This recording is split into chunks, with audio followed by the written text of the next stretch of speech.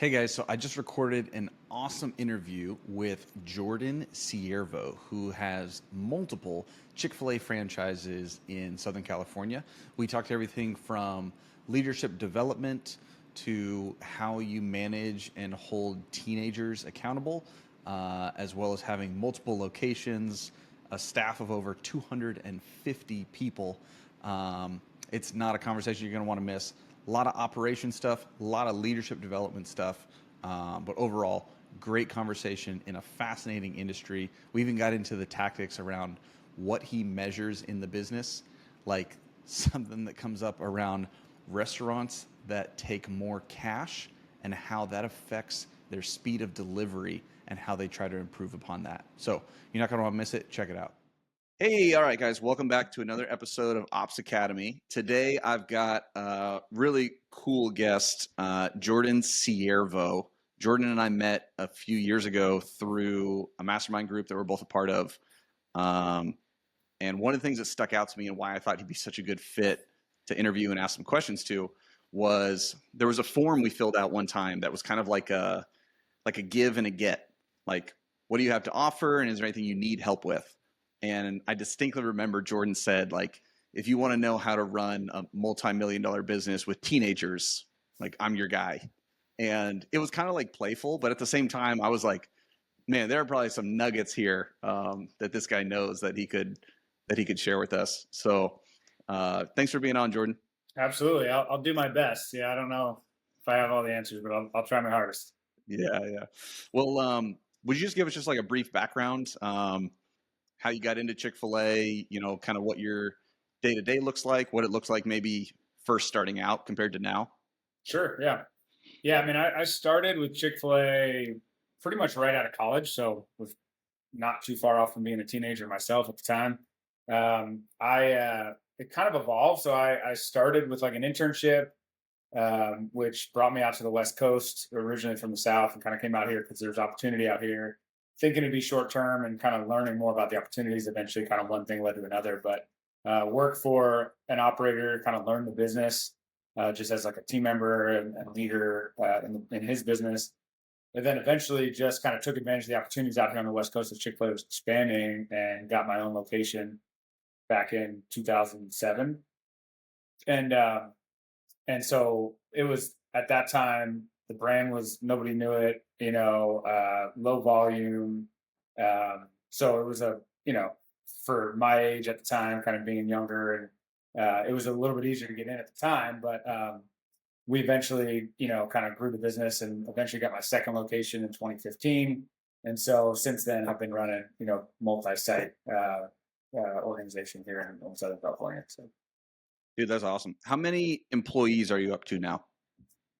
Yeah, so when we first started at one location, we had about 30 employees. Like I said, we were lower volume, and we do have a lot of part-time employees. Now we probably have close to 250. It varies depending on like seasonality and stuff, but somewhere around 250. It's usually around 100 to 125 per restaurant. So yeah, that's its own kind of beast. A lot of that too, like I said, is I'd probably say only 20 to 25% are full-time employees, and the rest are part-time. So that you need more employees to kind of fill out all the shifts that way. So Wow, that's an interesting dynamic. How do you manage that with so many part-time people? Is that just yeah, like I mean, high turnover or just availability well, because a there lot of is them are? that. I mean, the industry in general, the quick service restaurant does have a decent amount of turnover. Chick-fil-A, thankfully, has much less than the industry average. But part of the turnover too is just like team members, going away to college or coming back for the summer or that kind of stuff. That's just going to happen. But yeah, I mean, it is a lot to. I mean, our schedulers have quite a puzzle to put together every week. Trying to get because it's not just their availability, but also the requests and all that stuff. And part of some of our differentiators, we try to be flexible with people's schedule. Instead of just like you're working when we tell you, deal with it kind of deal. So it is a puzzle to fit together. Mhm. And then on top of that, we do try to prioritize hours based on like the better employees. So it is constantly kind of ebbing and flowing, and that's where like we just have to stay on top of our hiring and training and making sure that we can't ever, if we just sort of take a break for a while, then we get behind, and it's sometimes hard to catch up. So How many employees do you hire in a given month? Oh, that depends too. But I mean, I would say on average, it's probably around like 15 to 20. Wow. Yeah. I mean, so that's a whole process just in itself. Yeah, it is. I mean, it's a whole kind of, yeah, department essentially sort of like running that, because it's not just the hiring and onboarding, but it's also just, because we're pretty selective. So it's the applications and the interviewing and that whole side of it as well. Because, we do multiple interviews for, per applicant, and then, kind of filter it down at multiple layers and both locations and that kind of thing. So we try to at least streamline that, where there's like, we have a kind of one HR department for both locations. And depending on, where the need is or where they apply at, we can kind of send them, to that Mm, location. So, okay. How many how many people report directly to you? I mean, so I've kind of, this has changed a lot, especially as we've grown to a second location. I'd say I've grown as a leader since then as well, just out of necessity. I would say when I first had one location, everybody reported to me, and that was not very efficient. And now it's probably only 8, which is my kind of executive level. We call it our directors. Um, and each of them then kind of have their own direct reports. So it's sort of just, I mean, I still sit in on all those leadership meetings, but there's always somebody below me that the next layer down reports to. So I don't really get any of that. So Mm. So you're sitting in on those, but they are the ones like leading those meetings. yeah, You're just yeah, more it'd kind of be like fly on the wall in case you need to give an opinion or exactly. direction. Yeah, yeah. Like today Mm. was every Monday we have kind of our back to back meeting. So 7 a.m. is our leadership meeting for one restaurant. 8 o'clock for the next restaurant. 9 o'clock is our kind of director level meeting. And even that one I don't lead. I have one of my directors that facilitates that. But I'm in all of those meetings, and I'm a little bit more of an active participant in the higher level one. But just to kind of get a pulse on what's going on, and chime in when needed. But for the most part, if I'm not there, they all run themselves. Um, and then I tend to schedule, Mondays are kind of meeting day, but I tend to schedule my one-on-one meetings after those leadership meetings too. So So you meet one to one with all 8 of those direct reports right, too? just once a month though. So Okay. usually it's sprinkled, a couple a week throughout the month, just to kind of get. I mean, some of that I'd say probably 80% of that is personal development, and then because I get a decent amount, I get a good understanding of what's going on in the weekly director meetings, as far as like we do kind of an L10 style, so whatever their rocks are and what they're working on, and if they're on track or not. Some of that will come up in our one-on-ones, but a lot of it too is just like personal. Today, one of my directors is proposing to his girlfriend next week, so he's talking to me about that whole process, and anyway, so some of it is just like whatever's going on in their life personally. It's just kind of be a sounding board for that. So Yeah, yeah. Oh, that's cool. What are the roles of those direct reports? So like what divisions, departments do you touch? yeah, so we have a marketing director that's over both locations. HR, or we call it talent, but that's kind of the one that is doing the recruiting and hiring and training and whatnot. We've got a like financial stewardship director who kind of handles a lot of the P&L back end side of that. We've got a food safety and quality director who's really more back of house focused. It's not primary, not only, but that's his main focus. We've got a throughput director who's actually a newer position, but that's kind of more on the efficiency and kind of the just systems of the business, kind of creating that sort of staying top of mind on some of that lean mindset that we're trying to instill, and just where those bottlenecks. Sometimes it's hard for our directors to hone in on that stuff if with everything else going on. So having some person focus on that, and a lot of that ends up being drive-through related or kitchen throughput, and like where some of the bottlenecks there. I know I'm missing a couple now. Well, then I have an operations director at each location that sits in on that top. So like there's for each location is an operations director, and then so they lead their meetings, and then they sit in our director level meeting and kind of part of that director team. So that kind of rounds out the team. Okay. Nice. And what kind of like I'm assuming you guys have a ton of data that you look at. But in that in those meetings, you're meeting weekly? Yeah. And what kind of numbers are you interested in seeing like week in and week out?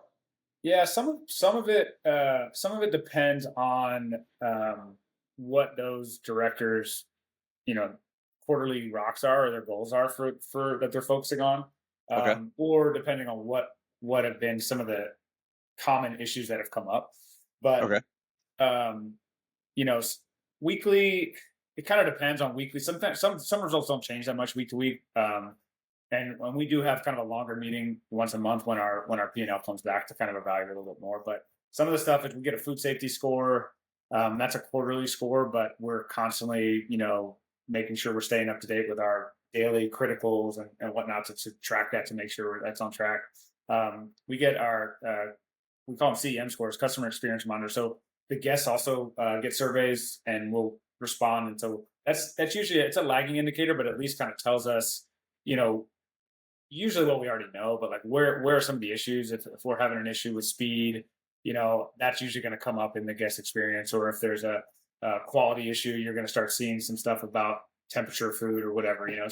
Hmm. So we definitely track that at the restaurant level. We are looking at like depending on right now we're pretty good from a staffing standpoint, but there's a period of time where we're in a crunch, and so we're tracking applicants and interviews and that kind of thing. If that's something that needs to be, we're not really tracking that as much currently, but that is something that we can get numbers on kind of anything. So it becomes a like, what do we want to focus in on? Sure. Uh, So do you have each one of those direct reports, each one of those kind of like department heads has their own like measurables they're responsible for? yeah, yeah. So I mean, the way we've shifted it, I mean, in the last year or so, but the way we do it is we kind of do our annual planning. Each director is going to come with their annual goal that kind of fits. I mean, there's a lot of crossover with the departments, but that really kind Mhm. of primarily works with their department. And then we break that down into the quarterly rocks, and that's the thing we're tracking weekly. And then out of those rocks, depending on if they're on track or not, usually issues will come out of that, and that's the stuff that we're focusing on. So it'll be, usually like, hey, we're going to shift this focus to really, we want to dial in on what's the deal with our order accuracy. Like, we can see the number, but like, where's the issue? Is it a bagging issue? Is it a back house issue? Like, so then we're going to dig into that. And that's the kind of stuff we're going to report back on weekly of like, hey, this was an action item. I went in, I spent time at each restaurant looking at both sides of it. Here's what I think. What do you guys think? And that kind of thing. So, Oh, interesting. So sometimes like in those instances where you can't find like a leading indicator, you're using some of the data to say like, hey, dig into this more and come back next week with like your findings of like what you yeah. And think then, is and then actually the causing this. goal, I mean, it's not always this simple, but the goal would be then, okay, well, here's our hypothesis. Like, if it turns out to be true, like what is the leading indicator that we can now track regularly, at least for a while. We won't track everything forever, but Mhm. once we sort of feel like, maybe a month or two to make sure we have a handle on it now, and then if it stays good, we're good. um, Do but you a have a lot of our status, like a status quo on that? If it's like, hey, Yeah, I mean, if this is flat, a lot of our metrics are, um, we get these like 3 month rolling. That's kind of our, if you try to stick with weekly or monthly, sometimes it's not enough data. So we do a lot of the mhm, 3 month rolling, and thankfully we can segment things out based on, because the brand is big enough, the market, the chain wide averages. We're trying to stay top 20% in anything that we do. So we can pull like what's the top 20% in San Diego County, and like if mm, once we're consistently hitting that, then we kind of focus on maybe something that's a little lower down on the list that we can kind of shift our focus to. So that stuff constantly changes, and it kind of just depends on what each director is recognizing as a need or issue that needs to be resolved. And if it's a quick solve and we just move on, that's great. But if it seems like it's a systemic issue or something that needs to change, kind of, sometimes it's stuff that like they already know, just haven't been doing it, just get them back on track and it's easy. Sometimes it's like, hey, this is not working anymore. How do we need it? Like maybe guest preferences are changing, or like when during COVID, obviously things started changing, a lot more mobile, a lot more online orders, that kind of stuff. So that we had to sometimes shift our systems up for that kind of stuff. So yeah, totally. We always say that there's like surface level issue and then there's like the under the surface issue, like the root right. cause, right? So it's Yeah. like on the surface, we can solve it short term, but what do we need to do to kind of solve it once and for all so that it doesn't Yeah. keep Yeah. We coming don't up? want to have to keep every week going, hey, this is happening again. It's like, okay, like we've I mean, I think we've evolved a little bit in our meetings, and that used to be kind of the model was just like, let's just share information, and then go back next week, share different information, like, so we're trying to actually use that to solve problems. And like you said, permanently, I mean, as permanent as you can, Hmm. uh, solve it to where it's not a consistent, discussion topic every single week. So, Sure. How often are you comparing you to you versus you to the industry, or you to other Chick-fil-A's, or you to other franchises, or to your geography? yeah, I would say, we 80% of the maybe 90% of the time we're comparing us to us. I Mm, think you know we use that kind of top 20% number to kind of set our, like, where should we be, like what's our metric, that we're, if we don't know. But we regularly look at, like, every week we're looking at year over year sales, year over year transaction counts for ourselves, because every location's different, every demographic's different. We have, even our two locations, one is much heavier drive through, one is much heavier cash as opposed to credit cards. So that adds a dynamic on mm. how throughput and how fast you can get, if you're giving change out every, you got to shift your systems up a little bit. Wow. There's things like Okay. that, like, we can't just go, what's the chain doing, in Georgia, where Hmm. they're, everybody knows Chick-fil-A compared to California. I mean, it just is different. So we Yeah. try What to, a like nuanced thing to be like, hey, we take more cash here, and so that makes yeah, the transaction take 10 take a seconds little longer. longer, So we need an and over extra the order course of a taker, day. or, what I mean? Just because we still want the speed to be as fast. So yeah, it's Wow. weird. It's stuff like that that you don't really think about. And even, how, like, our dining room at one location is 4 times the size as the other location, but it's one kitchen. So if you have that many more orders on screen, it's going to potentially slow up your drive through. It's like stuff like that that we've got to sometimes figure out. Have that balance of, like, what's the priority, and how do we make sure that every guest feels, at the end of the day, a carry out guest is a slightly different guest than a dine-in guest. I mean, if you're dining in, you probably have a little bit more time, get out of your car, sit down, you're distracted by conversation. Whereas if you're, like, carry out, a lot of times you think you can beat the drive through. So you get out of your car, even though you don't want to, you're running inside, hoping it's faster. You get inside, there's a line, like, oh crap, so, like, try to make sure we're still, it doesn't have to be the same speed for every guest, but the perception of the speed, does matter. We want to make sure that the guests still feel like it's fast. And so there are sometimes Mm, we'll prioritize a certain guest over another, not because they're more important, but because, their needs or expectations are a little different. You're going to get a little more hospitality inside than you will in the drive-through, and that kind of thing. So, sure.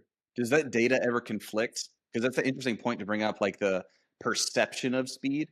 Like, do you ever have data that shows we are faster here than here, but oh maybe sure, your like customer surveys don't 100%. Yeah, I necessarily have say one that? restaurant that is, like, we have a speed of service score that is just basically, it's tracking from the time a guest gets in line to the time their order's tendered in the, drive-through.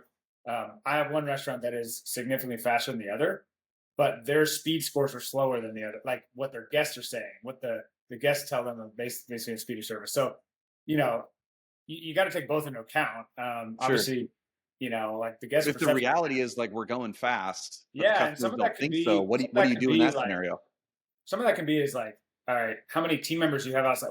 Believe it or not, sometimes having too many staff members makes the perception of the experience worse, because, if you have, it's a balance. Obviously, too few is not good either. But if there is anybody potentially standing around not working, and a guest is waiting, they're going, you should be served, you should be getting my food, Yeah. even if it's not their responsibility at that point. So, too many order takers outside, even if they can't take another order because they're waiting on a car, but a guest had to wait longer. It's just, you kind of have to find that balance. So, sometimes for the busier restaurant, we may be more staffed and it's actually faster, but there's a point where the guest might wait a little longer and they are looking and going, hey, you're not doing what I want you to be doing to get my food, so there's a balance there for sure. Mm, interesting. So some of that you kind of have to weigh in both, and you can't really just go with only what the guest says, but you also can't try to tell a guest, I know you said your experience wasn't fast, but I have the data here, and it says that you actually, it's like, they don't care, they don't care what Right. your data says. Like, they didn't feel like it was fast enough.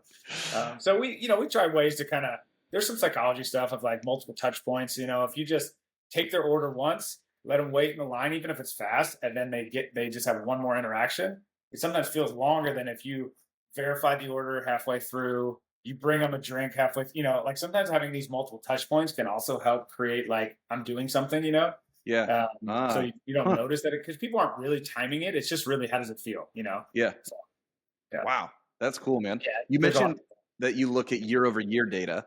Do you ever Yeah, look year over at year is, I mean, year I over can't. year, like the week ahead, going like, Yeah, "Hey, last year, next week," or "Next week, last year," however you would say yeah, that. yeah. I Do you mean, that when use we're, I that mean, as an indicator? yeah, I mean, there's a couple.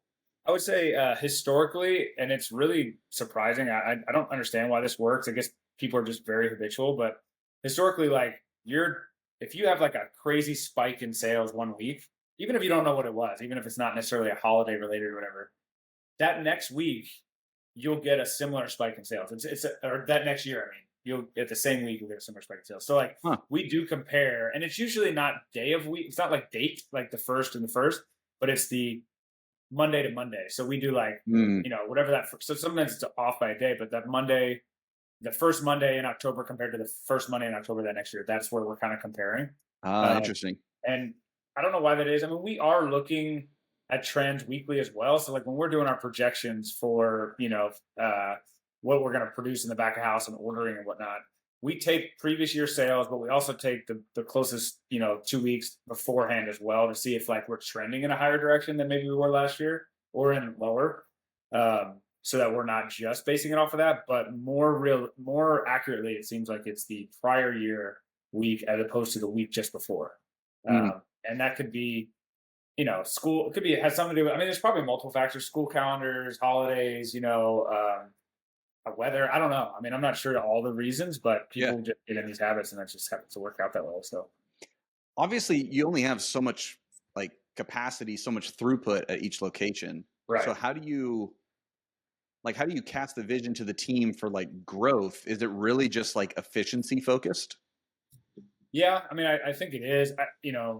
I think we've gotten real good about kind of pushing past our perceived capacity, restraints. And some of that is through, third party delivery now, DoorDash, Uber Eats, that kind of stuff. Mm. Mobile ordering can help kind of increase that capacity. We'll rearrange things in the kitchen and change up, having kind of multiple lines to make it faster. So, there were times where we felt like we were at our max capacity and then had to just think outside the box and have been able to get increased capacity. And then sometimes what happens is like you may be at your max capacity for 1 hour during your day, that 12 to 1 where everybody wants to come during lunchtime. But what starts to happen is it will stretch out that day part. So now some people will be like, I don't really want to deal with the traffic during that time, so I'm going to come at 11 o'clock instead of 12 o'clock. So your capacity increases for the day because you're never, I mean, not never, but we've never been maxed out every hour of every day where we can't even get another guest in, right? There are certain hours where it's like, I don't, you just have to wait longer. We're just not going to be able to do it. But, what happens is it starts to stretch the day out longer. And then all of a sudden your 3 to 4 p.m. hour that used to be dead is now busier because people are starting to come, during more of the off peak time. So I think there's always opportunities for capacity, increases, whether it's, changing systems, adding staff members, reorganizing, your kind of operation, trying to, like that kind of lean mindset of like shaving 2 seconds off. Like it's not like we've got to, we're not trying to get a new 100 guests. We're just trying to get that guest through the line 2 seconds faster than they were before, and analyzing like where's their waste of movement, where's their waste, anything that could be potentially just a guest may not notice it, but for us, that 2 seconds times 2,000 transactions makes a huge difference. You can get that many more guests through, So Yeah, man. Okay, so one of the things we talk about a lot is I'm sure you're familiar, like the Eisenhower matrix, where you have the yeah, urgent versus the important. right, Do yeah. you have staff members that are dedicated to just like they have margin built in enough to where they're only focused on the important stuff, like your weekly meetings versus, I mean, I feel like the nature of your business is based off of whatever is urgent, right? Somebody shows up in the Yeah. drive-through, it's like everything Yeah. stops to take care of that customer. How do you still like manage the schedules or build in margin to make sure that you're still doing the important stuff? Yeah, that's good. I mean, I think that's changed too over time, especially as we've grown. Because when you don't have the margin, like even like financially to like pay labor for people that aren't actually serving a guest, because you really are only, we have an efficiency rate that we look at. And it's basically how many dollars per hour of labor you're generating, right? And so, Mm. certain amount of labor doesn't really help you if dollars are not being generated. But as we've grown, we've realized that like I can't be the only one like off the working without being in operations, and so we kind of have levels, if you will. Like So our highest level of leadership has much more autonomy to be what we call non-ops, like working not in the operations of the business, but working on the business, kind of bigger picture. Because Mm, I learned early on that like even as a vision caster, if I'm the only one setting vision or kind of thinking through kind of big picture 10,000 foot view, then my whole team is limited by the time I have, the capacity I have, the vision I have. Whereas like if I can kind of disciple others down and kind of give them some margin for that for their individual area, they obviously know what my heart is and what I want, and they can kind of go off of that and work their way down. Then we end up being much more successful. And then they have the capacity to develop other leaders. So I also used to be the only one doing development because of that, because it takes time to sit down with a meeting and do a one-on-one. Now all my leaders have, office hours where they're meeting one-on-one with the next level down of leaders. So because I don't have the capacity to do it anymore. At the how big our leadership team is now, like it's 8 at my direct reports, but each restaurant has another, 10 to 15 leaders, like top level leaders in the restaurant, and then these assistant kind of team leaders down below that. And, so if they were all just meeting with me, for development, it wouldn't get done anymore. So yeah. yeah, it's kind of layered. Like I want as much as possible our team to be involved operationally, because I just think you lose a little bit of the like what the experience is like for the guests, what the experience is like for the team member too, because we want to make sure it's a good experience for our team. If you're just offsite and you're not, in the restaurant and working shifts. So even our top level leaders will work shifts from time to time. They're not just fully removed, but they have more autonomy. And then the next layer down is probably 60 to 70% of their time in operations, but then has these hourly responsibilities where they can get off and handle supplier payments and do the schedule and place the order and do that kind of stuff. Hmm. And then by the time you get to that next layer down in leadership, they're only not only, but maybe 2 hours a week is not operation. You know what I mean? So Yeah. it kind of layers down, so that they're more and more connected to the to the business the further down you go, as far as like the operation of what it feels. And then they're reporting up, going like, here's some issues we're noticing, and then that helps them find maybe problems that they wouldn't notice if they're not in the business much more. Sure. So Do you have to regulate that, like, or like not regulate, but I guess yeah, monitor it. enforce it? Because I Yeah, feel like human nature, everybody gets sucked into the day to day. yeah, yeah. I would say no, in the sense that, well, I probably could regulate it more. I'm a little bit more like hands off in the sense that like I don't want to micromanage my team. I think each layer down they do probably monitor a little bit more closely. At the layer that I'm dealing with, like I want to, if I want to have like these high level executives, I can't then be looking over their shoulder and micromanaging. Like I want them to, Sure. I have to treat them that way. There are times where I have to go in. Like that's part of the reason why staying that kind of connected monthly. So I'll have a one on one, and in one on ones, invariably something will come up. And we'll be like, hey, so and so, my peer is not. I haven't noticed them in the restaurant really hardly at all. I don't know what they're working on. Kind of some of this stuff. Where then when I'm meeting one on one with that person, hey, tell me about how are you spending your time? Like, do you feel like you're getting enough time interacting with your team in the rest, that kind of stuff. And so there ends up becoming some accountability on that. But I don't want, I've stopped doing this, like report back to me every hour that you work, like if I use the results as a guide, right? So Mhm. if our profits are going down, if our, guest experience numbers are down, we do a team member engagement survey every year. If those numbers are looking like, that'll help me determine like, hey, we got a problem here. Like you guys you got to get back in the restaurant and address it. Like, if things are going great, I'm not gonna call them. I'm just saying, hey, keep doing what you're doing. That kind of thing. So I kind of let the numbers dictate a lot of that.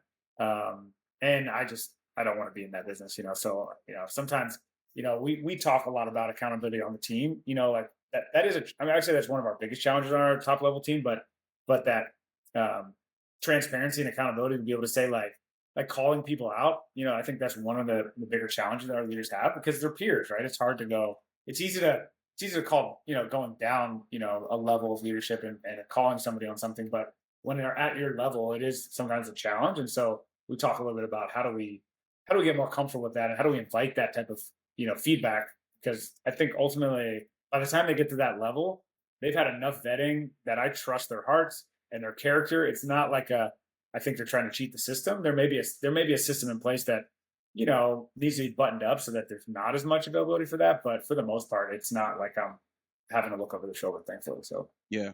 And that brings up a good point. So, like, are you primarily promoting from within, where at a leadership level, you're not really bringing somebody in from the outside that you don't have that, like, that trust and relationship already built with?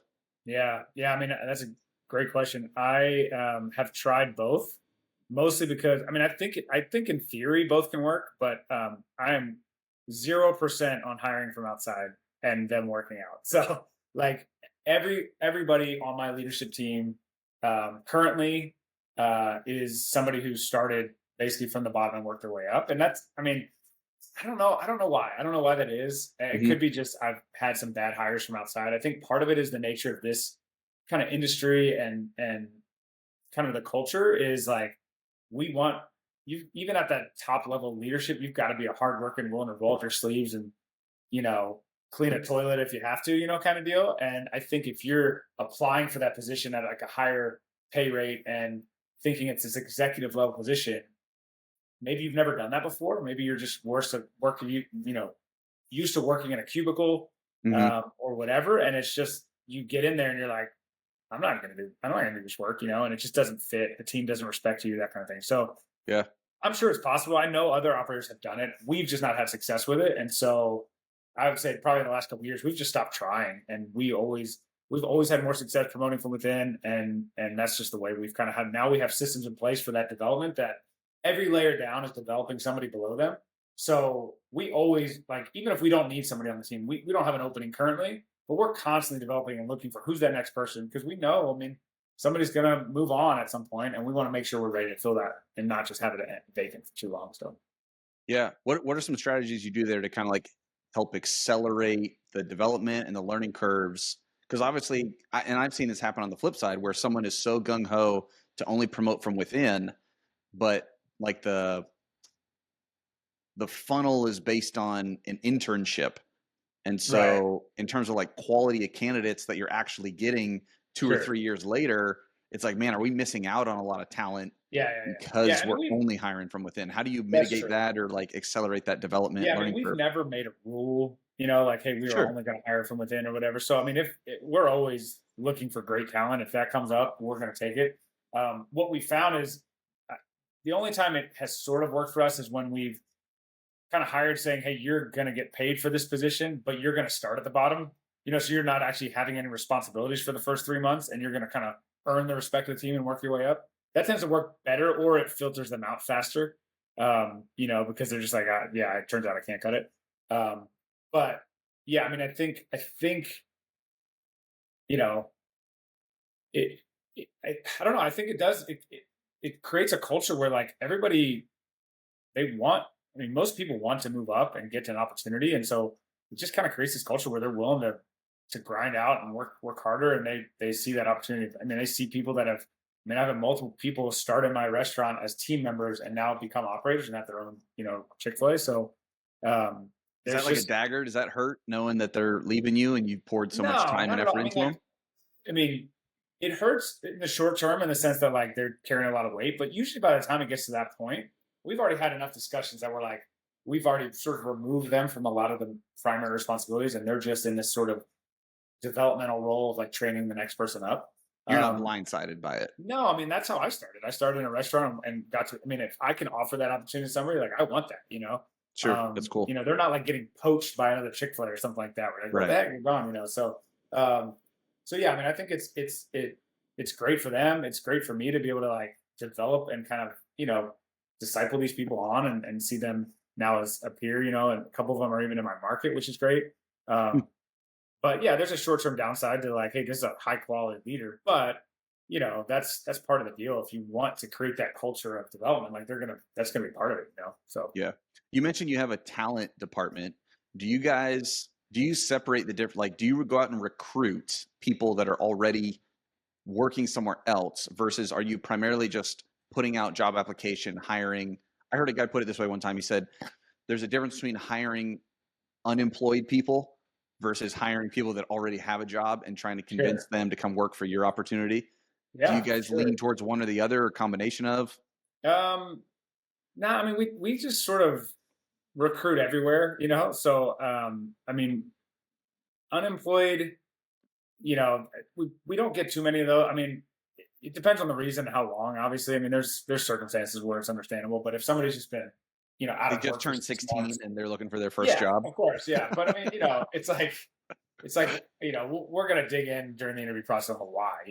Why are you leaving? Is it because even that sometimes it's just like you think there's greener pastures, but it turns out you're the problem and that's why you're leaving. So we try Hmm. to dig out all those reasons as best we can. How much Um, time do you spend in that hiring process? Like if a candidate's applying, how much time would be normal for them to go through interviews, or do you do any like there's test usually projects? For us, there's usually 3 interviews.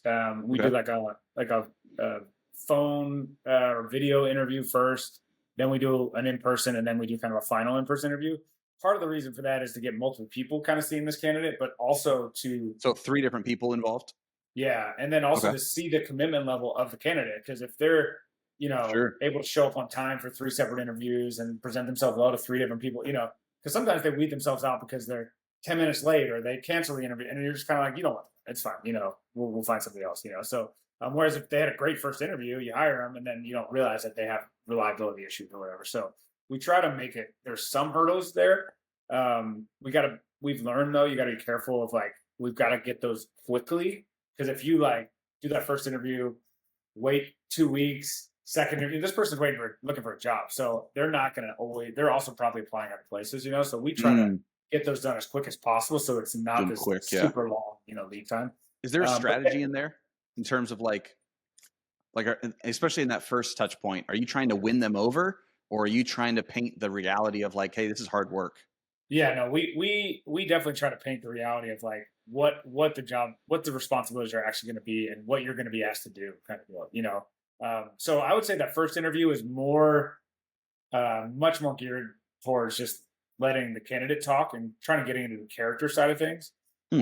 But the second and third is where we start to share a little bit more of like what they're signing up for, to make sure that they know kind of the reality of what is entailed in the restaurant industry, especially if they're, we've had a handful of people that seem great and we would want to hire them kind of front of house, but they actually like, no, I want to work back of house. I want to be kind of the production, culinary side of things. We're like, okay, that's great. Like, I just want to make sure you understand, like, it's a much faster pace. It's a harder work. I mean, you got to make sure you can grind back there. And you do it in the front too, but it's a little different. And sometimes they don't realize that. And we've had to shift people that are great character people that Hmm. didn't work out in the back, and we can move them up front or whatever, but it doesn't always work out that way. So yeah, but we have a team, like we have a couple people that are not operational at all, that are just doing interviews, the recruiting side of things, and kind of the admin kind of back like onboarding side of things, just because um it's a lot. It takes a lot to do, and you kind of have to be Sure. full committed to that. So How long is that onboarding process? I mean, fully onboarded is probably close to a month. Some of that is downtime of ordering uniforms and getting paperwork all filled out and whatnot. But then it's a solid 2 weeks of like uh, new applicant hire or training. So I mean, I do once a month. I do what we call vision and values, which is basically a new hire orientation, and so that's where we'll have those 15 to 20 team members at my office, and I'm kind of sharing my vision for an hour of like, this is my family business, this is what my expectations are, this is what you can expect. But then they're So that's doing you for an hour just with new hires. just with new hires, yeah, yeah, Okay. and some of my directors will be there too, just to sort of kind of, this is our team, but it's always me leading that. That's kind of been the best way I figured out how to stay connected to the team member level, because I'm not in the restaurant nearly as much anymore.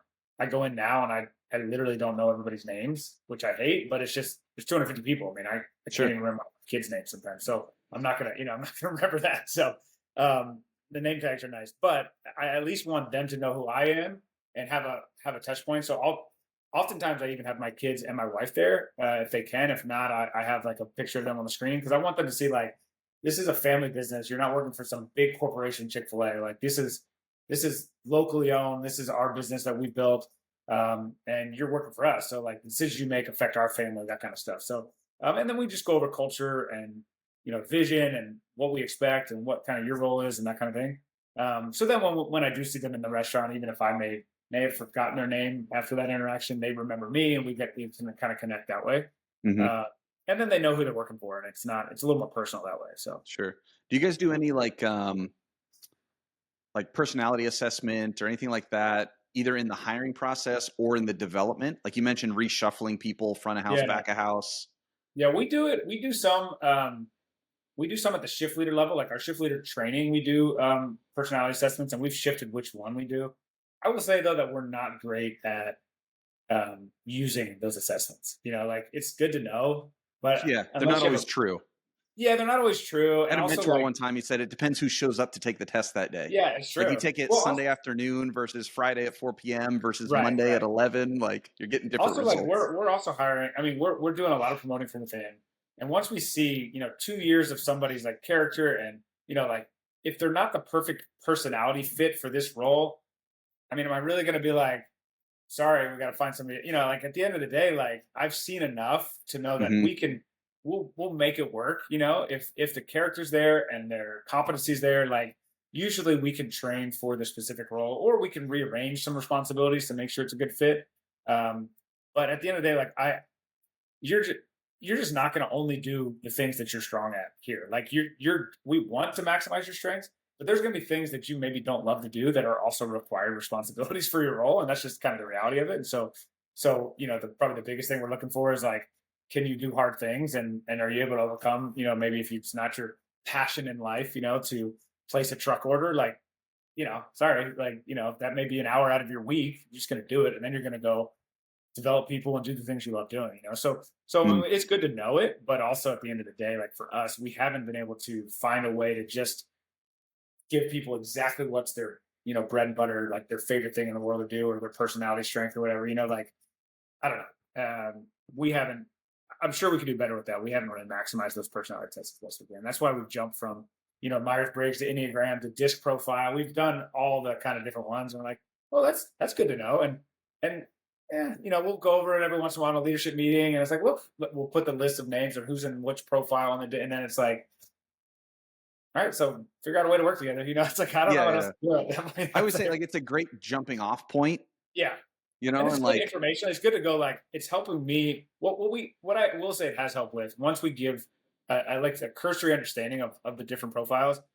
Then it's a little bit more like, oh, now I understand why they're that way. You know what I mean? So like the leaders when they're interacting with each other, it's a little bit more like it kind of lowers down some of the maybe frustration with like, why are they like so quiet during these meetings, or why are they afraid to have this hard conversation with this team? Or super easy. It's like, yeah, because you're an 8 and they're a 9, and it's going to look a little different. So you got to yep, figure out how to like work together to kind of solve those problems. And so that has been helpful. yeah. This is one of the things that we've noticed is like, um, I always encourage it as like a self awareness tool. Totally. There's some new studies out that show that the most self aware leaders are the best leaders. Yeah, that's And good. so, how do you help cultivate self awareness? And so, putting some of that data in front of somebody to say, Yeah. like, man, do you agree with this? Do you see how this plays out? Yeah, yeah. As long as It's you been filter it helpful. for like, hey, this isn't a way to figure out what's wrong with the other person in their personality. Like, look at yourself and what can you do different. That's like where are your weaknesses that you need to overcome. Yeah, Yeah. Yep. Okay. Take me back to the metrics for just a quick second. There's this phrase I discovered recently called um, knowing where the bodies are buried or knowing where to look for the bodies. And so, when it comes to like data or measurables, what kind of stuff do you look for as like the early indication that trouble's coming, right? Like you mentioned some of the year over year stuff or the trends, but what's some of the stuff if you're really focused on results and results are good right now, how do you know kind of like that cycle where they might be developing some habits right now that might rear their head in 3 months, yeah, but the results right now look good. What's the kind of yeah, stuff that you look for to kind of give you some of that leading indication that trouble might be coming? yeah. I mean, that's a good question. I think it's for me, it's like a try not to get too bogged down with a single result. So, like for example, like we've had year over year sales increases for a lot of years now. I don't think that always means the business is healthy. And so this year is a great example. Even not even just our location, but chain wide. transaction counts are actually down or stagnant, but sales are still up. And the reason is cost of goods have gone up significantly, and so we've had to raise prices. Well, just because your sales are higher because you raise your prices doesn't mean that you're in a better position when you are serving less guests every day. You know what I mean? And so I think part of those can be correlated. Like maybe we've raised prices too high. I mean, this is a Chick-fil-A corporate problem that they're trying to solve, but some of that was out of our control. I mean, out here in California, they just raised our minimum wage from $15 an hour to $20 an hour. Well, you can't do that without a price increase, and so have some guests said like, hey, maybe this is a little too expensive to come as often as I was coming, maybe, but also I don't think we're not going to just say here, take all my profits. We'll just not raise prices. So like, there is a balance there, but at least being able to look at both those metrics and not just going, hey, sales are up, great job, guys, let's keep going. Going like, hey, okay, our transactions are down. How can we add more value to the guest? How can we maybe increase some things that don't cost us money, like the hospitality piece, or for so long, especially during COVID and stuff, like we were so focused on just getting cars through the drive-through as fast as possible, right? Like guests didn't even want you getting near them, let alone having like the personal interaction with them, right? So, but if realizing that like that pendulum may have been now swinging back the other direction, and we need to focus a little bit. Maybe some of our team members haven't even been around pre-COVID to know what a true Chick-fil-A experience is like, and so that Mm. could be affecting our guest experience, causing people maybe not want to come as often. Or so, how can we add value, given the fact that the prices are what they are? Guests are maybe not coming as frequently. What can we do to add value to kind of increase that? So trying to look at multiple metrics at once. What the guests are saying, what we talked about before with speed scores, like we hopefully see some correlation there. We found that like order accuracy and speed tend to be our leading indicator, or like our driving factors for overall satisfaction.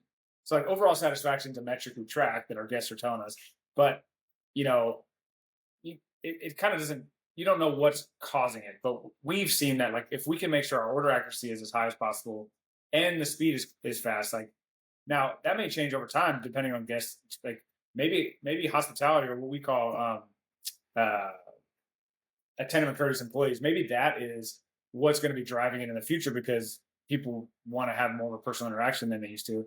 But we kind of have to like piece it together to figure out what are the things that are really driving it, Hmm. so we don't get sort of like pat ourselves on the back like, hey, profits are up. It's like, all right, well, is that sustainable long term? Sales are up, okay, great, but like, how do we make sure it's a healthy growth and not just like artificial, if that makes sense? So Mm. Have you ever had what you would call like foolish growth, where you've like had growth but in the wrong kind of way, or it came back to it's like a house of cards?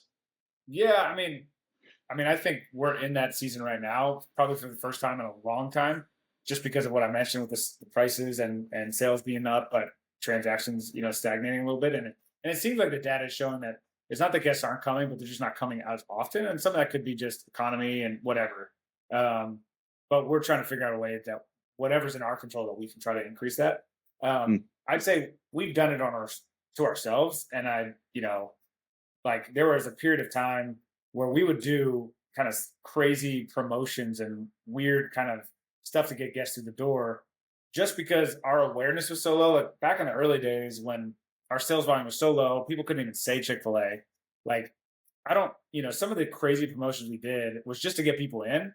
I don't think that was like the most healthy way to grow a business or even sustainable, but our thought process was like we need to get our name out there, and hopefully they'll come in and get a decent enough experience that they'll want to come back. But I don't think like in that moment it was a profitable way to grow the business, or we were willing to sacrifice some of that profit, for a sort essentially the marketing benefit of like getting more bodies in and trying to like show them what we're about, because people couldn't even say Chick-fil-A, let alone know what we're about. You know what I mean? Out here on the West Coast, it was new. Um, so we've done some of that kind of artificial inflation in the past. It's definitely not the way I, would want to do it more on a long term basis. But I think short term, and sometimes to just get the awareness up. And yeah. Okay. Okay. I got a couple more questions for you. Okay. First one is, what systems and processes did Chick-fil-A help kind of hand off to you that were beneficial versus which ones did you have to create? One of the things that we talk about a lot is the difference of like sometimes business owners will bring in an operator and they will want them to go out and win races, but they give them a go-kart to go out and win races in Sure. versus they Yeah. never actually like built a race car to set them up for success.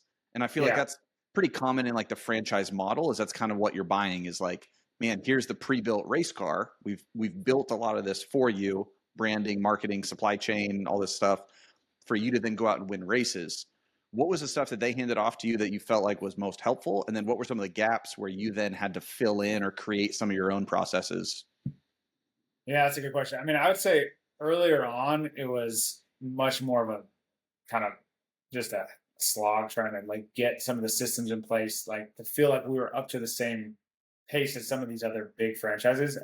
Chick-fil-A, I would say for the most part, especially now, I mean, they've always been a great partner. They're always invested, but you know, when they were smaller, their resources were more limited. So we were really leading the charge in drive-through speed. Um, and we did not have the tools available at the time. And so some of the things that we would do, and this is just operators in general, this is like my ideas, but we would sort of best practice off of each other's. We would realize that like we had one like order box, you know, like the standard drive-through box, which if you've been to Chick-fil-A anytime recently, you probably haven't even ordered from that box. But that used to be it, right? There were no headsets, there were no, you know, so what we would do, we went through a couple iterations, but the first one was like we'd have one person on his cell phone talking to somebody else inside so they could take orders down the route that will, or well, sorry, the first one was they would take the order, hand it to the guest. The guest would go up to somebody on the cell phone. The cell phone would call it into the person inside to get the order, so they could have multiple people taking orders at a time and get it in faster. Then obviously we would go to like a walkie-talkie system where we would do that because we didn't have headsets yet that connected to inside or you know we didn't have any tablets that we use now. That eventually Chick-fil-A started realizing like they're coming up with some ghetto systems. We need to kind of maybe you know make this a little more professional. And we eventually got some tablets and got the software involved because some of that stuff is like the software's proprietary. We can't really control where you bring up a guest, but it only worked inside and wasn't outside. And so we're trying to figure out how to, you know, hack that system. And we did some weird stuff just to try to get that, honestly, just to try to serve the guests, get the orders faster, you know? And so, you know, 10, 15 years ago, we never had two lanes in a drive through. But, you know, now if Chick-fil-A can, they will build a two-lane drive through almost every time because they know the guests need drive through, you know, capacity. And same thing with our kitchens. My kitchens are still old and they're in the process of actually remodeling one of them, but they have like everything goes into this L and they call it an L kitchen. It's like an old style. The new kitchens are what they call like a center line where there's like a line, almost like a production line running down the middle of the kitchen and you can go on both sides of it. It doesn't all go to one bottleneck in a corner, you know? So that's the kind of stuff that like over time, just, you know, even if once you figure it out, it takes an investment to rework the kitchen and remodel or whatever. And so we would do stuff on our own, like move tables around and buy stuff off of like restaurant supply stores and stuff that like probably Chick-fil-A didn't love, but realized like we were at capacity constraints and kind of choice. Nowadays, like they put a lot of money into the Chick-fil-A app. That has drastically helped us because it's just that's stuff I can't do. I can't create my own app and run it, you know, one location. You know, you kind of have to have this sort of brand standard. Mhm. And the app started off was honestly pretty terrible. It's slow. It wasn't very strong. They've like put more money into it and it's developed. It's a great app now, and it actually is like helpful for the guests. It helps with guest loyalty, with you know delivery, mobile ordering, like all these different things through it that we would be limited otherwise. So I think those are kind of ways that Chick-fil-A's like sometimes the operators pushing Chick-fil-A, and then sometimes I would say rarely is Chick-fil-A like the most innovative company where they're going to spend a bunch of money on a project that could fizzle. Sure. But when they see the need for multiple restaurants or people innovating in kind of weird ways, then they start to put the money behind it. And they are good partners in that way. They're not like, hey, they're doing it. They'll figure it out without our money. Great. You know, so I think it's usually a push and pull, you know, for some of that stuff. Yeah. So what areas then did you have to fill in gaps? Like when it came to like the leadership development side of things, or I mean, like even like you're talking about like, you know, using somewhat of like a L10 cadence for your meetings. Is that stuff that they prompted you No, on I or mean that you had to kind of that's fill in those all. gaps? Yeah, I mean, I would say the leadership development piece is the piece that they used to actually have a little bit more hand in, and I think as they got bigger, their legal department got much bigger, and they were like more worried about you know this joint employer you know if there's been too many lawsuits with like other franchises where if like they have any control over how they train your team members that ultimately work for me, not for them, or provide development materials, like they're worried about getting in, really like affecting the whole brand, which would affect me in the long run. So I get it, but so kind of the leadership development piece is sort of on the operator. They will provide some sort of Chick-fil-A specific, training materials, and because they're trying to create a brand standard. But when it comes to just overall leadership development, usually that's on you to kind of seek that out. And they will at times bring in partners, or they'll have like a John Maxwell come speak, or a other kind of leadership kind of guru where like then you can go search out what they recommend. But you're kind of on your own on that side of it. And so as our business has gotten so much bigger and it's so much more dependent upon, what I used to be able to do on my own, I mean, you can never do that nowadays with the scale of our business. So that becomes my almost full-time job, and many of my people, in my organization, because if we're not constantly developing and growing leaders, like, we're just the business is going to outpace us. So. Hmm. Okay. It sounded like you mentioned kind of like two big hurdles or like ceilings that you broke through in terms of growth. One, you mentioned when you had 30 employees, you kind of managing everybody. Yeah. What did that look like as you transitioned out of that one-to-many format and having like managing managers versus managing the employees directly? And then second question is that other breakthrough, it sounds like, is going from managing one location to managing two locations. What did that look like, and what kind of lessons did you learn, or what did you have to implement to pull that off? Yeah, I mean, actually, the answer is the same, because as much as I'd like to say that as we were growing one location, I figured it out. It really wasn't until I got that second location and tried to do it the same way that I realized like this isn't sustainable. So, I Mm, mean, I would say, I maybe I started the first one first, where like at the one location, knowing that I was getting ready to open a second, I was trying to develop more leaders. But I think at the end of the day, the buck still stopped with me. Like I kind of made every final decision. I think I was inhibiting the growth of my leadership team by thinking I was helping, probably really hurting or stunting their growth, because I'm thinking like, hey, I've been doing this the longest. I've got all the. I'm going to help you out. I'm going to answer every question for you. I'm going to solve every problem for you. It burnt me out, and it really helped them not really take responsibility because they didn't have to. Um, I don't think I realized that until we opened the second location, and I was trying to bounce back and forth, thinking, "Oh, I'll be able to do it all still," and it just outgrew me. And so, really, out of necessity, or when my wife, 6 months in, says like, "Hey, can you give that location back? Like, what are we doing here? This is not good for our family." It's like, okay, we got to figure something out, because that's not going to happen. So, I think that's when I started like looking elsewhere at other like models of leadership, and how can I, like, I mean, it sometimes just work that way. Like out of necessity, like you're like, hey, all right, I'm not going to micromanage this anymore because I can't. Like I physically can, and I can't for my family. So um, I would say it didn't start great. I mean, like even though we started that a few months into my second location, like our leaders were not equipped. They were not very good. Like there was a lot more turnover then. I realized like there was a lot of this bouncing back and forth where like I would give the responsibility and then hate what they did with it and come back in and like take over. Like, no, you're not doing it that way.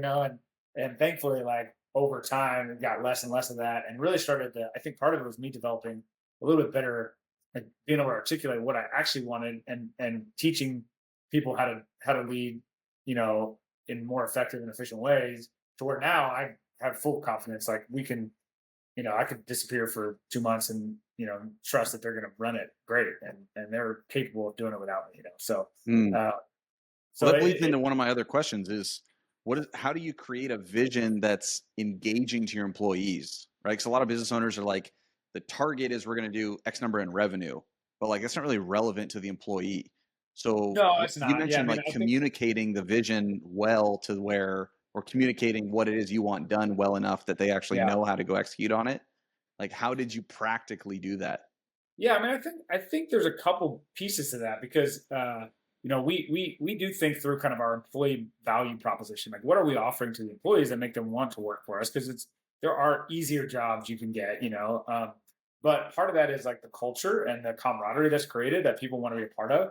Mm. Part of it is like it actually I feel like has been more effective as we've passed on more responsibilities because for the most part, people want to actually take some ownership. They actually want to have real responsibilities. They don't want to be micromanaged and like they want to feel like they're what they do has purpose and that they matter, right? And so I think that actually has helped. I think secondly is like even if it is, you know, like people want to excel at what they're doing. They want to feel like they're doing a good job and that we're high performing. So the fact that we can be kind of on the higher end of the market or in the chain when if we win awards or whatever, it's like even if it's not they're getting that recognition, like being part of the team that is excelling matters, right? It's like the guy that sits the bench on the Dodgers, like he still wants them to win. I mean, he still wants to be part of that winning team, and it's an Hmm. organization that he, feels proud of. And so I think Gonna there get a is like, ring. yeah, he's going to get the ring, right? Yeah. And so, I mean, I think, and I think it's even more so with our team because every person is touching a part of the business. I mean, there's nobody really sitting the bench. There may be some people that have more responsibilities than others, but like the amount of guests we serve in a day, like we can't do that without the brand new hire frontline team member who's just learning how to take an order, right? But we still need that person. They still are having an impact on the community and on the guests. And so when we can kind of express that, that's part of what my vision values is about is like talking about how like, True Cat used to say people are hungry and not just for food, right? So like they want to feel like they're able to have an influence on somebody's life, even if it's in a small micro interaction. It matters and it feels good. And then when we know we can do it with excellence instead of just like being some random burger chain that nobody really wants to go to, but feels like they get stuck in a terrible interaction. Like nobody really wants to be part of that either. And so part of it Mm. is like the culture that's built within our team, the opportunity that I mean, I think growing people from within helps create that opportunity, feeling like, oh, I can excel and move up here and have upward momentum or opportunities. And then just like feeling like everything has an impact in some way or another. And it's not just like wasted. We're not just like doing busy work. You know what I mean? Like they feel like they're having an impact in the community they live. I think that also helps. So Wow. Yeah, I mean, it sounds like you've created a culture of almost like inspired individuals that I feel like almost makes my next question maybe not relevant, but I was going to ask like, how do you create accountability amongst a fairly young staff in general, right? Teenagers, yeah, part-time people, like how do you create that accountability or pull them into the culture when they are part-time or still in high school or sure. whatever?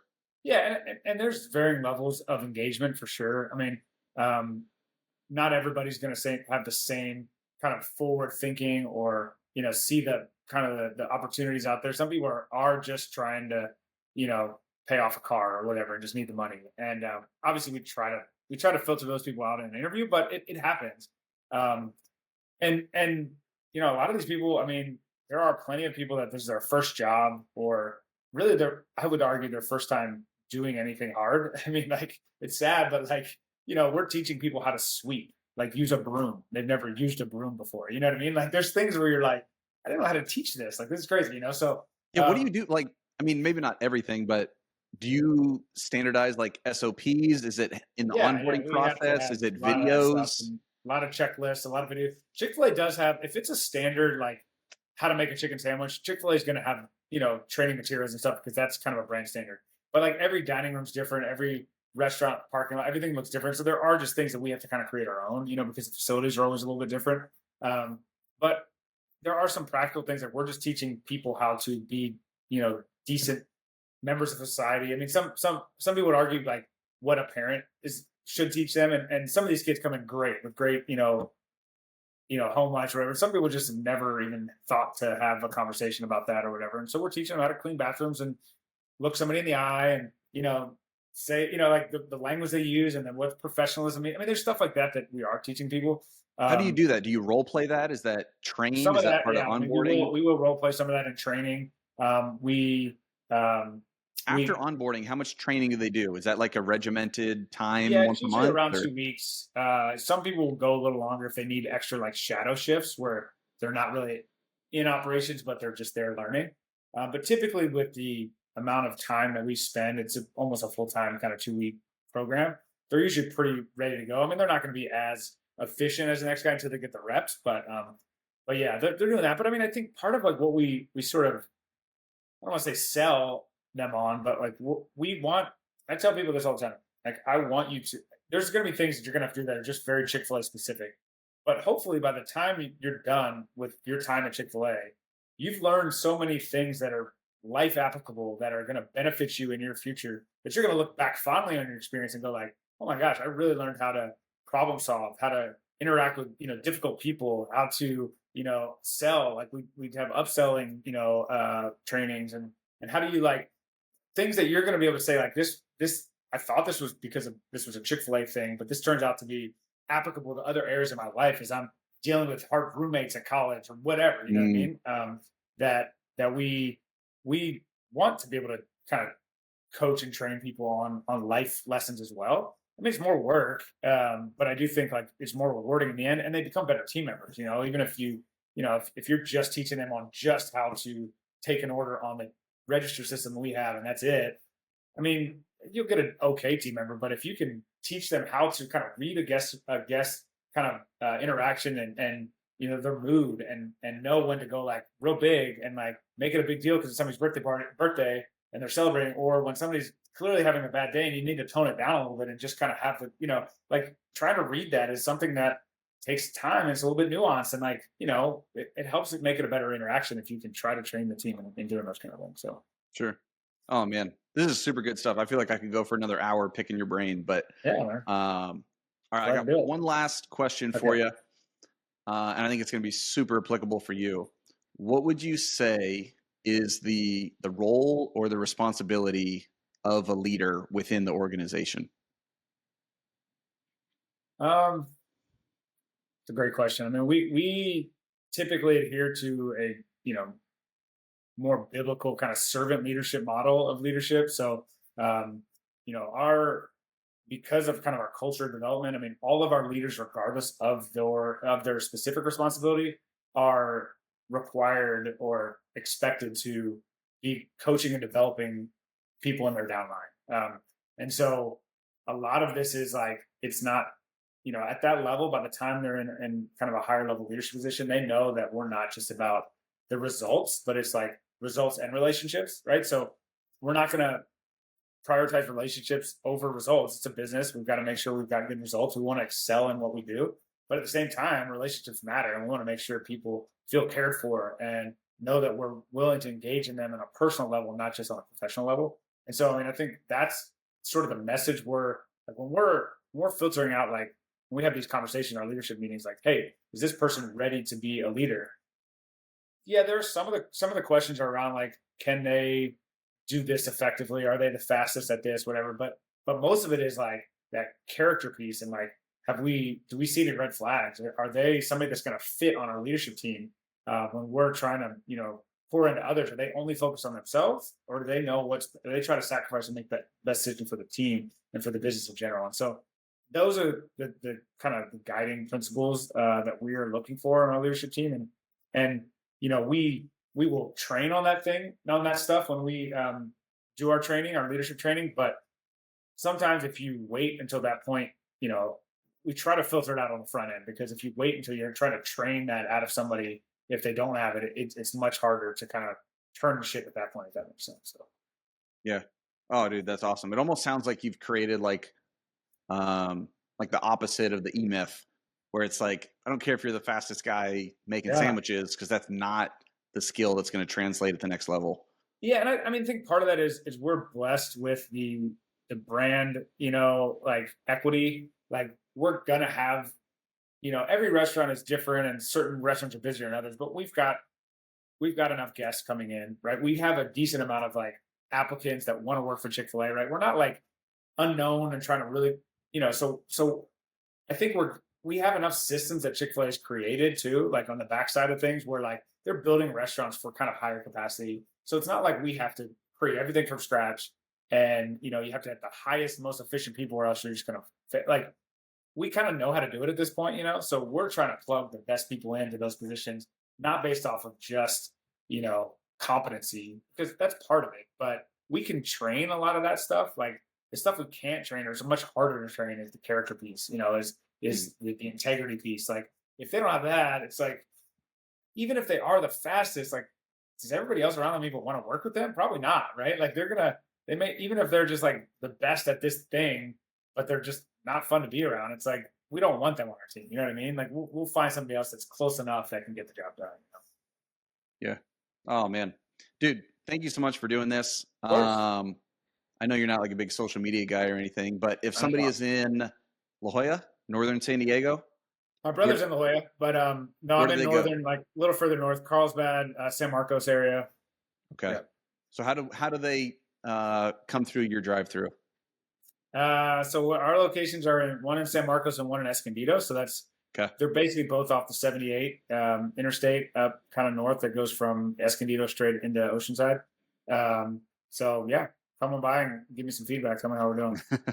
Awesome, dude. Hey, appreciate you coming on, and Absolutely.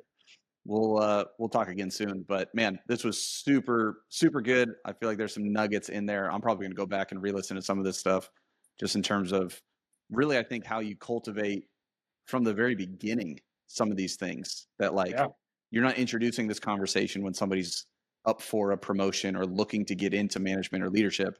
It's something that you're talking about from day one. And I think so sure. cool too how you're bringing your family in for those vision meetings and the Yeah, and onboarding. that stuff Like, build that stuff builds too. I mean, it sounds great, like, oh, look at all these things I've created, but like, you know, it's really just a series of failures that I've learned from, and then got enough people around me that we've got such a solid leadership team that now like they're able to kind of it just can that snowball so much faster now than if it is just me learning, and just iterating. But like we've sort of learned together, and we've had a lot of team members that have been with us. Like we're hosting a dinner for these 10-year veteran team members that have been with for 10 years or more. We've got solid, 10 or 12 people that have been with us for 10 plus years in an industry that has a 6 month turnover. Like these people have helped, they've grown along with me. And so like sure. having the people around you definitely makes a big difference. So Wow. That's awesome, dude. So good. All right. Well, thanks my for being pleasure. on, and I'll talk to you later. All right. See you, man. Hey guys, I hope you enjoyed that interview with Jordan and hearing how he runs his operations at multiple Chick-fil-A locations. If you are interested in implementing operations into your business with revenue in mind and seeing how we do that a little bit different while using some EOS building blocks in the process, but really diving into conversion cycles, project management, and leadership development, then you can go to myopsacademy.com to get more information or book a call with me so that we can talk about what that would look like for you and your business.